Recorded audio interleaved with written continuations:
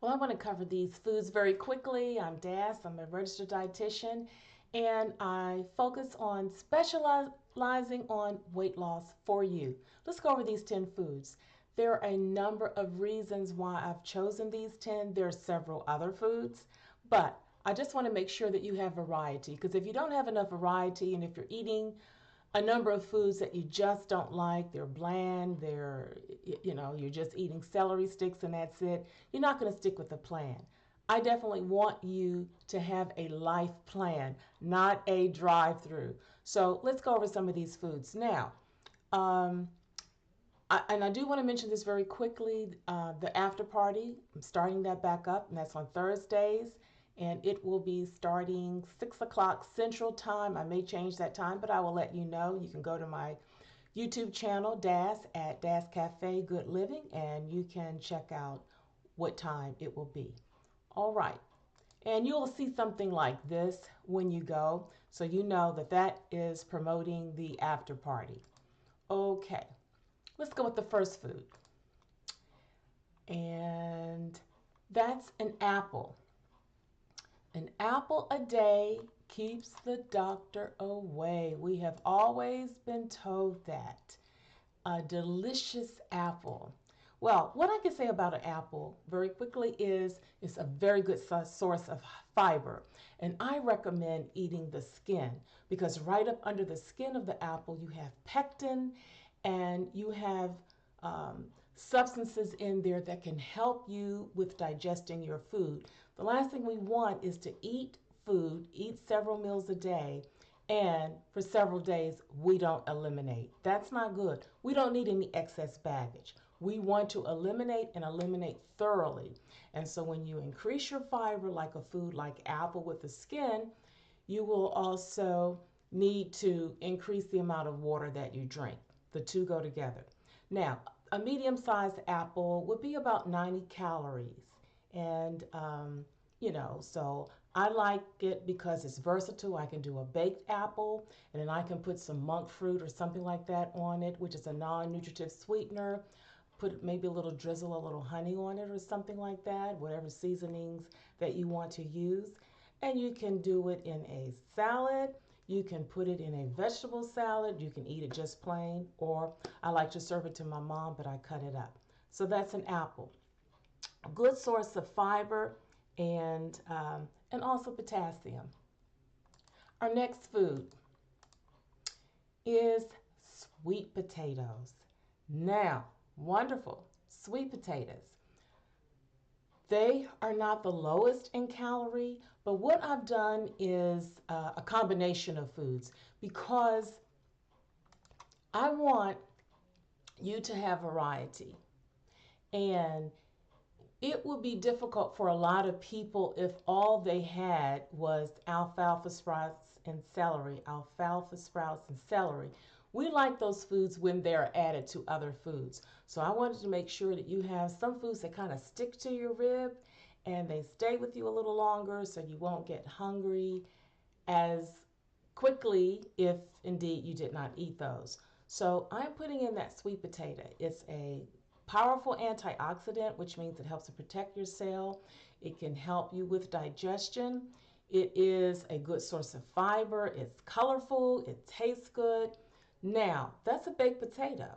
Or if you wanted to use it as a baked potato, if you want to drizzle a little honey on it or just a little bit of margarine. But when sweet potatoes taste good, you don't have to do anything to them. Now, a sweet potato would be more like 162 calories. So in addition, in comparison to your apple, yes, you're going to get more calories. But my mindset is that's okay because this is still half the calories of some common foods that a lot of people eat that really would be difficult for you to be losing weight eating a lot of those foods. So I'm okay with the sweet potato.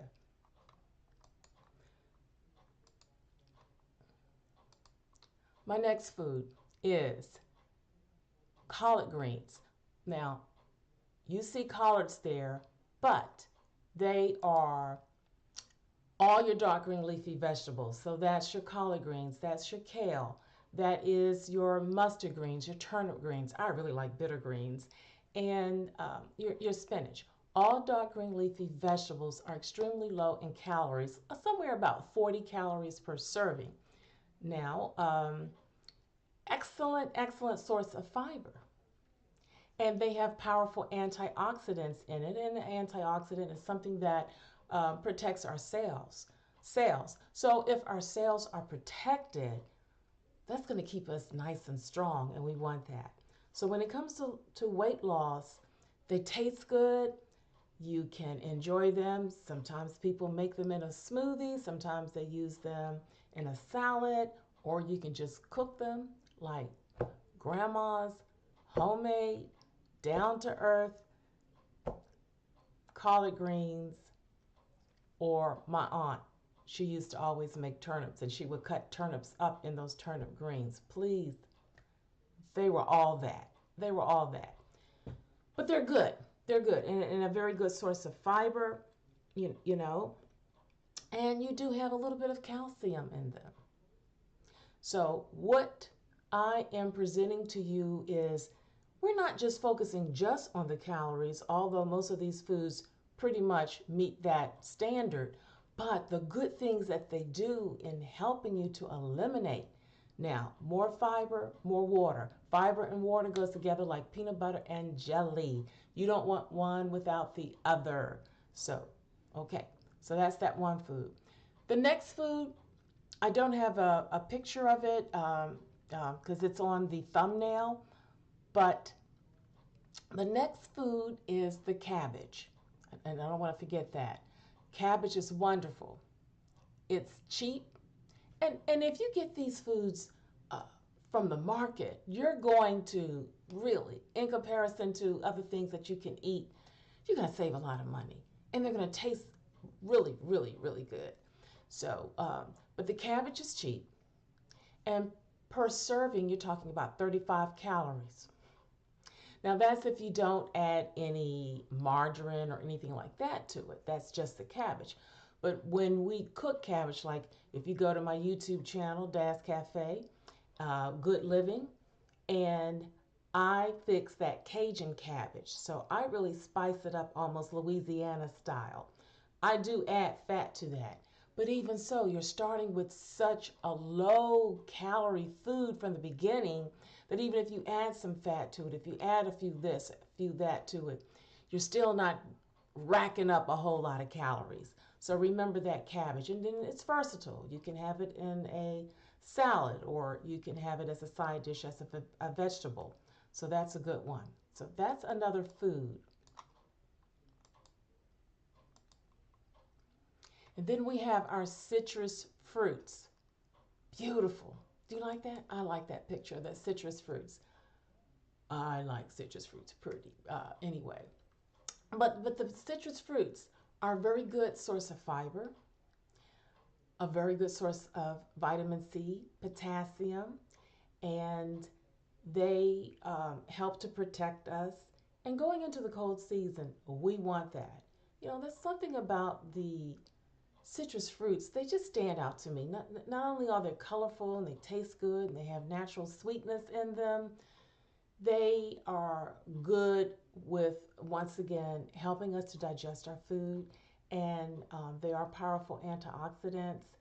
Also, with the citrus fruits, now they'll range somewhere between 60 to 80 calories, which still isn't a lot of calories.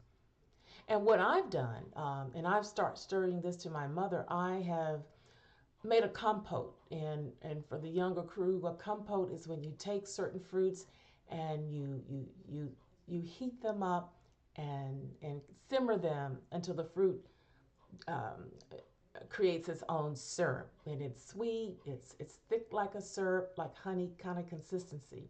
So I would fix to her some prunes, and I add them up with peaches and citrus fruit, and it's really good.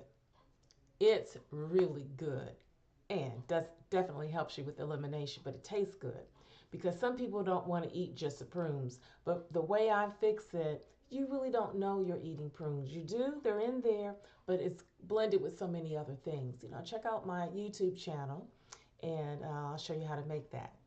So, citrus fruits, very good. Good way to start your day.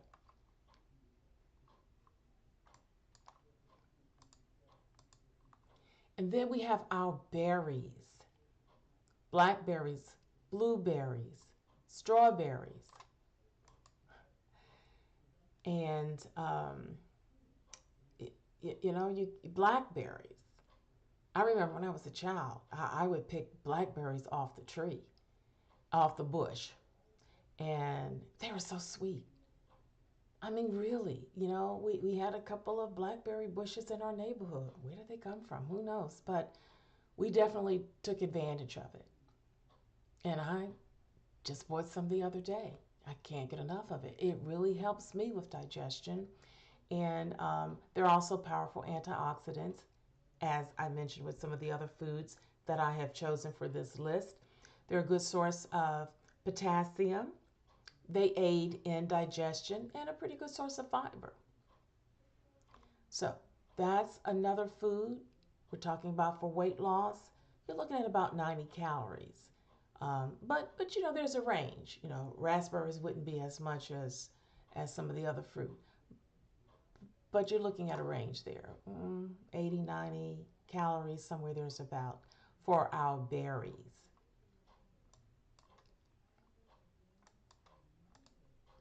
And then we have that avocado. That's wonderful.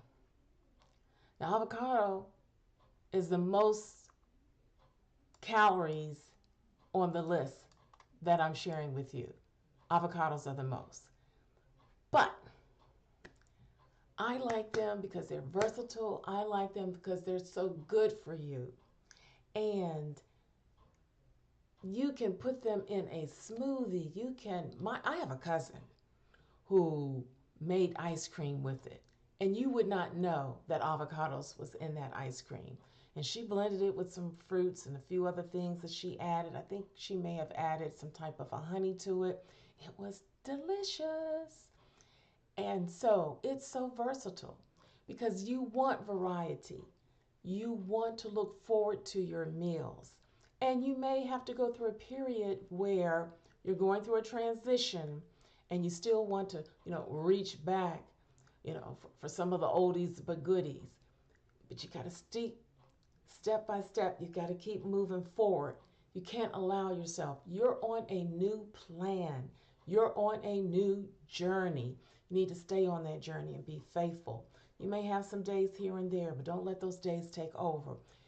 Go with that mindset. And that's why in Boss Battle Academy, and I'll have a link for that, I talk about making that transition, strengthening up your mindset, activating your mindset, and a couple of approaches that are necessary to keep you on track because you need several approaches to help you with that.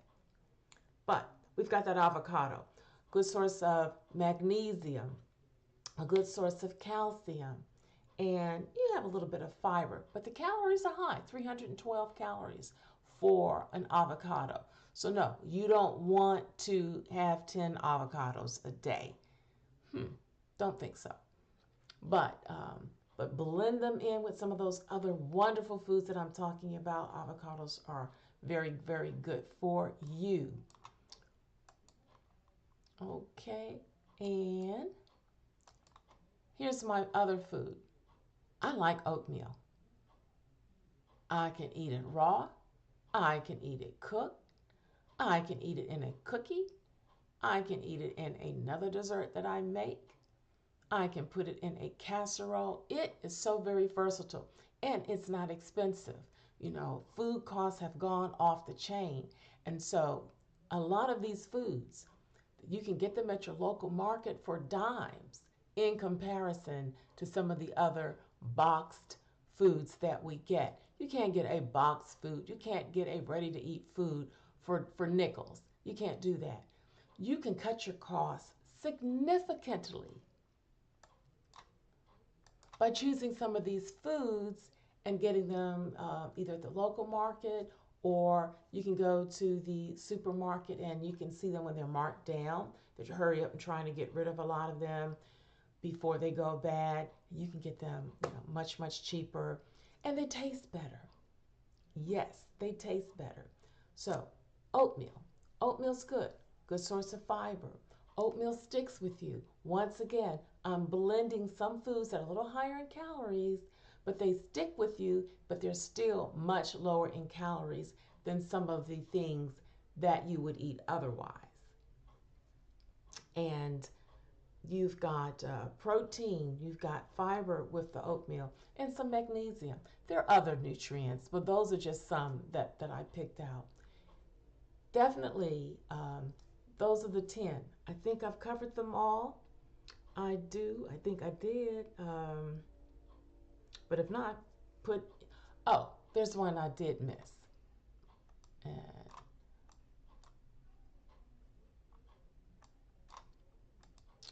let's see.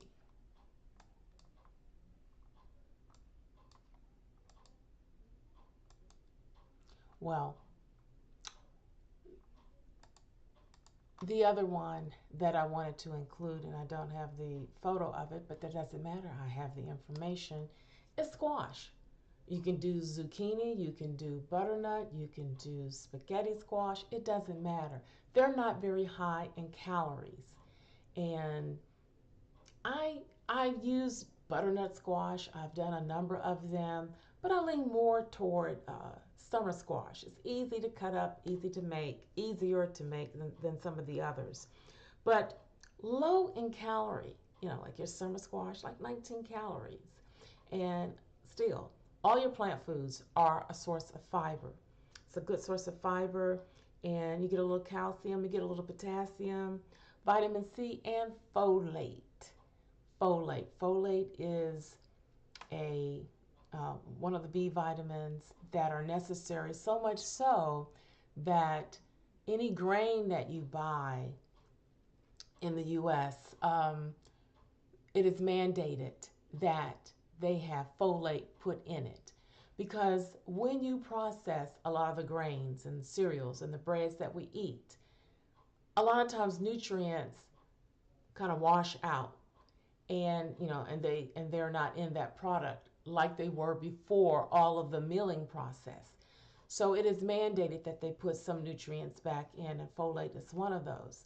And it's very important if you are pregnant, or if you're thinking that you want to get pregnant, make sure you're getting enough of that folate.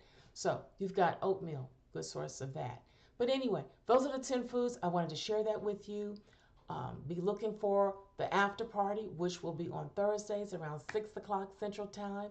We will talk about diet reviews, celebrity diets, certain places to go. The last show I did was foods to eat for weight loss at McDonald's. There are some choices at McDonald's, and I will do other fast food places and share that information with you, as well as share with you some things you need to avoid. But anyway, I wanted to get that to you. I'm Das, and please comment below if some of these foods are foods that you would choose to include in your plan. Again, I'm Das, I'm out, but I look forward to seeing you next show.